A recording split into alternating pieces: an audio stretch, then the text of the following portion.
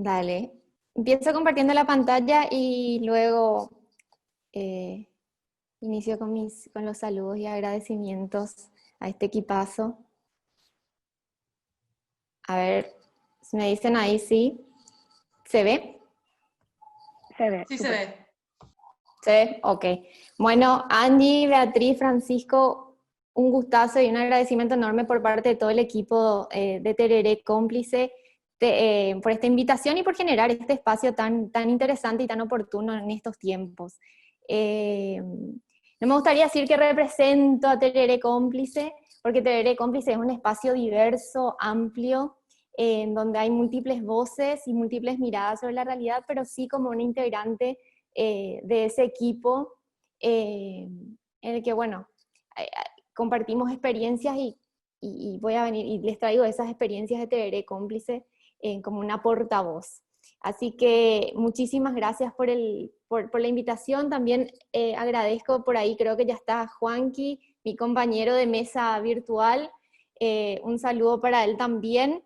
Y agradezco, por supuesto, a todas las personas que nos acompañan esta tardecita, noche, por el interés de hacerse en este boom de Zoom y de webinars y de cosas, bueno, que se hayan hecho ese espacio para compartir con nosotras y con nosotros, es un gustazo.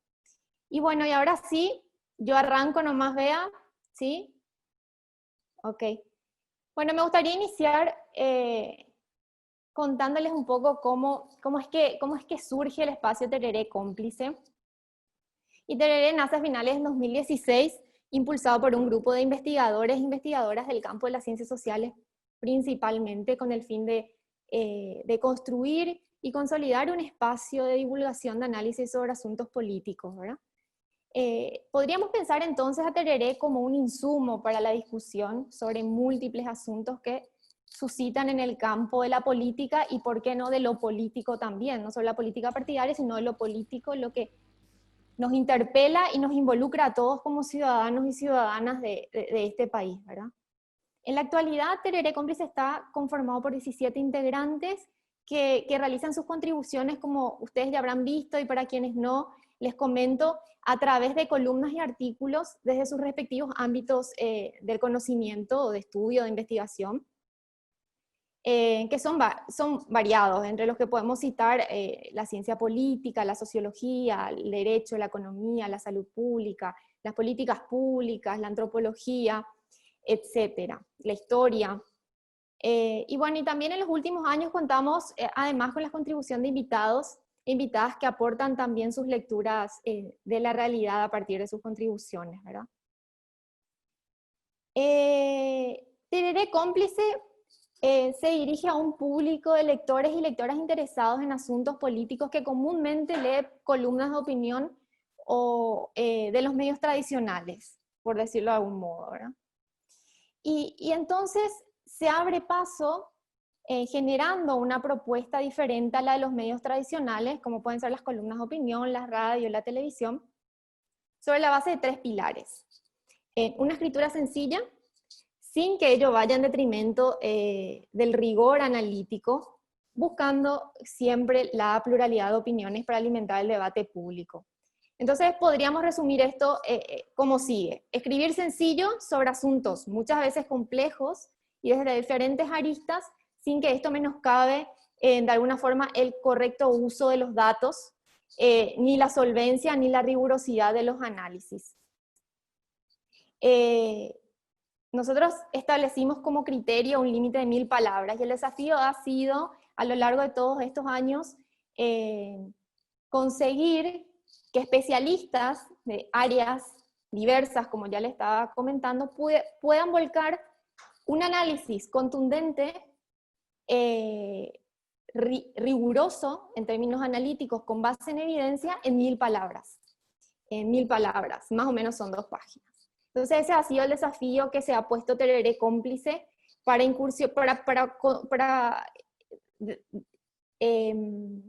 dejar un insumo, producir, generar un insumo para el debate público, para que la gente se apropie de ese conocimiento, de esa información y pueda intervenir en los debates a nivel nacional. Ahora, Entonces, sobre el proceso de articulación, me gustaría comentarle algunos puntos centrales, pueden haber más, pero bueno, seleccionamos estos para pensar un poco cómo es que se da esta articulación de datos, análisis e investigación en la producción de estos textos de 1000 palabras que le había comentado. Y en ese sentido, me gustaría señalar esto, que los datos constituyen un elemento central para el formato de artículos que propone Tereré Cómplice. El trabajo es que cada autor o cada autora emprende individualmente o en coautoría un proceso de escritura de estos materiales, de estos textos, valiéndose o haciendo uso de una multiplicidad de fuentes, base de datos de organismos internacionales o los datos abiertos que proporcionan los estados, informes, libros, etcétera, ¿verdad? Pero ¿qué pasa? Estos datos no son crudos, los datos no están en crudo. Y sabemos que los datos en crudo no generan, o hemos constatado a lo largo de estos años, la relevancia de procesar, de interpretar, de relacionar los datos. Los datos así nomás no generan una profundidad en la reflexión acerca de un fenómeno o asunto político, un problema, una situación o un evento, sino que a la luz de determinados marcos interpretativos vamos dando lecturas sobre la realidad política nacional, ¿verdad? Y esto no quiere decir que este procesamiento de los datos, esta digestión de los datos que hacen los autores y las autoras, subestime a quienes nos leen. O sea, no es que la gente no entiende, sino que apostamos a un formato más distendido, más ágil, más atractivo, que convoca el interés de un público no especializado. Alguien parece que tiene ahí el micrófono abierto. Solo aparece el número O.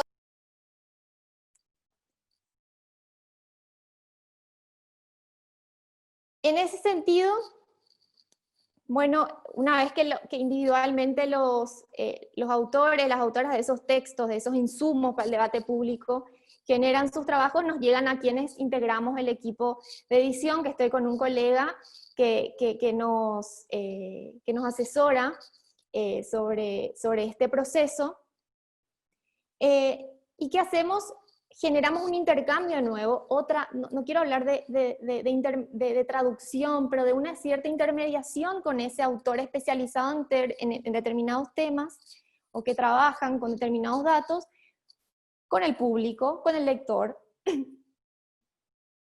Entonces nosotros, que no somos especialistas en todos los temas que nos llegan al correo, trabajamos con estos investigadores e investigadoras en hacer ese producto, un insumo que llegue al lector de la manera más accesible, atractiva, como les venía comentando, ¿verdad?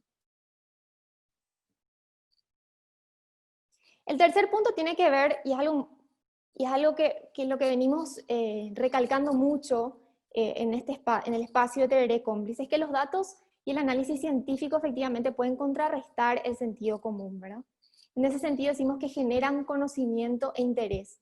Y el sentido común, si vamos así rápido, así pronto, muy rápido, en términos teóricos es un saber inmediato, digamos, ligado a la resolución de los conflictos cotidianos, de la vida cotidiana, y que tiene por característica, y esto lo digo así de manera muy sencilla, el ser adoptado críticamente, o sea, sin conciencia teórica, sin reflexión previa, sin problematización de los asuntos. Entonces, ¿qué pasa? Ese sentido común muchas veces, que parece como lo dado, como que es así nomás, obstruye muchas veces la reflexión crítica, digamos, trascendente, que permita conocer las causas o profundizar sobre determinados asuntos. Y en ese sentido me gustaría compartir con ustedes un artículo publicado ya en nuestro portal, Empleados Públicos. El autor es Rodrigo Ibarrola y el título y se titula Empleados Públicos, los culpables perfectos de una crisis plagada de mentiras y análisis mediocres. No sé si ustedes recordarán, cuando en abril empezábamos ya llevábamos un mes de cuarentena obligatoria, y empezamos a debatir sobre las deficiencias del Estado a partir de ese zoom, valga el juego de palabras, que nos hizo la pandemia respecto a nuestra situación, a la realidad del país, al Estado y sus múltiples deficiencias. Y las discusiones en ese entonces giraban en torno a la precariedad absoluta del sistema de salud.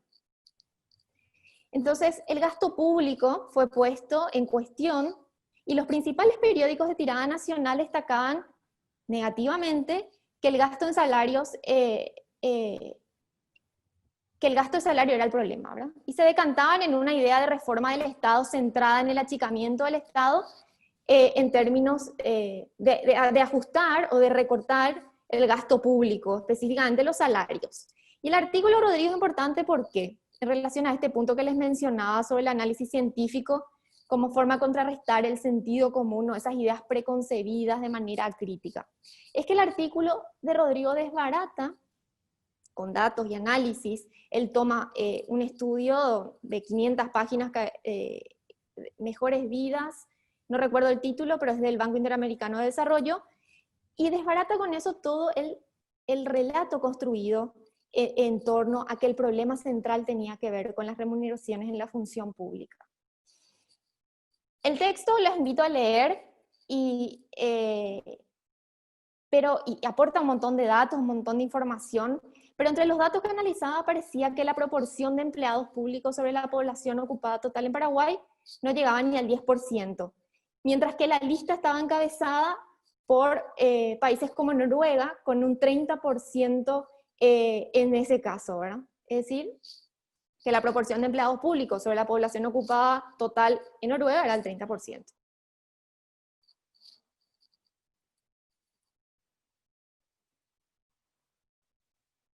Ahí. Y el cuarto punto que me gustaría compartir con ustedes tiene que ver con la cuestión de la democratización del acceso a la información. Y que esta amplia difusión o este espacio que ha venido a ocupar, creemos que Tereré Cómplice, ha permitido en ese intento de generar materiales accesibles para personas interesadas en la política nacional, pero que no están especializadas ni en las ciencias sociales, ni en otras áreas del conocimiento, puedan tener un rol activo en el debate público sobre la realidad paraguaya.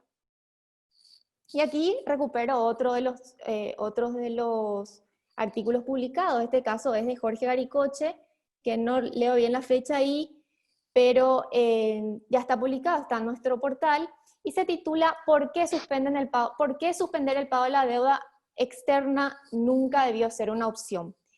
Y esto, el autor Jorge Garicoche nos explica por qué suspender el pago de la deuda nunca debió ser una opción.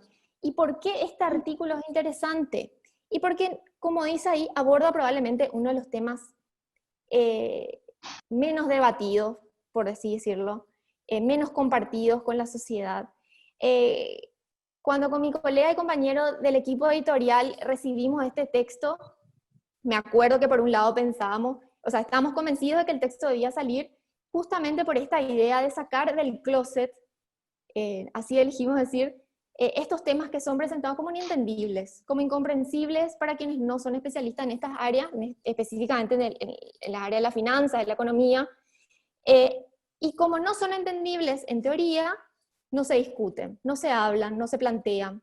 Entonces quedan como, por eso ahí la percha, quedan como en el closet, y no hablamos de temas tan importantes como lo es el de la deuda pública, un tema crucial si queremos, por ejemplo, pensar políticas públicas que mejoren la calidad de la vida de la gente. Poco sabemos cómo la deuda pública afecta a nuestras economías domésticas, o qué implica la toma de deuda.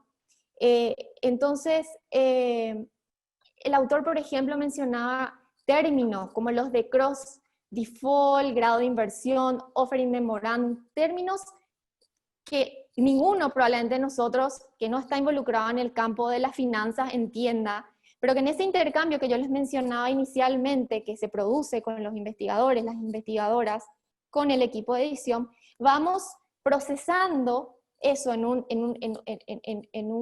valga la redundancia, en un proceso de aprendizaje también del equipo, para llegar al público con una información accesible y perfectamente comprensible. O sea, estoy segura que ese texto hoy es un texto que lo pueden leer, entender perfectamente personas que están fuera del ámbito financiero.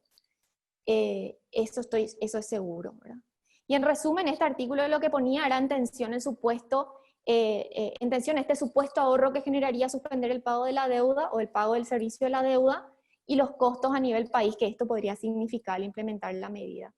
Es decir, mi colega del equipo y yo lo entendimos perfectamente y estamos seguros de quienes se han encontrado con este texto lo han entendido también. Por eso hablamos de una democratización de la información a partir de este proceso que venimos llevando adelante desde Tereré Cómplice.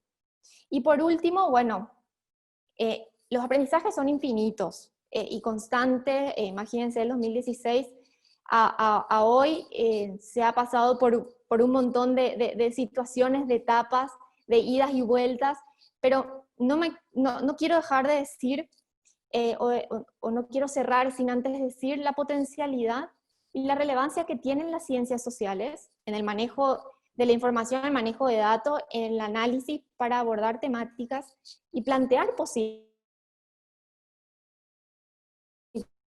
a la sociedad paraguaya toda. Y bueno, y me despido con una imagen de Barret, que seguramente quienes nos siguen habrán visto ya esta imagen en redes, y agradeciendo el espacio y la invitación nuevamente. Muchísimas gracias. Me quedo por aquí. Bueno, muchísimas gracias, Montserrat. La verdad, creo que todos sabemos y conocemos el trabajo inmenso que están haciendo desde Tereré Cómplice, especialmente, bueno, personalmente desde que empezó digamos, este confinamiento, sigo muy de cerca todos los artículos de ustedes, la verdad son muy interesantes y bueno, como dijiste, es un equipo muy, muy bueno también.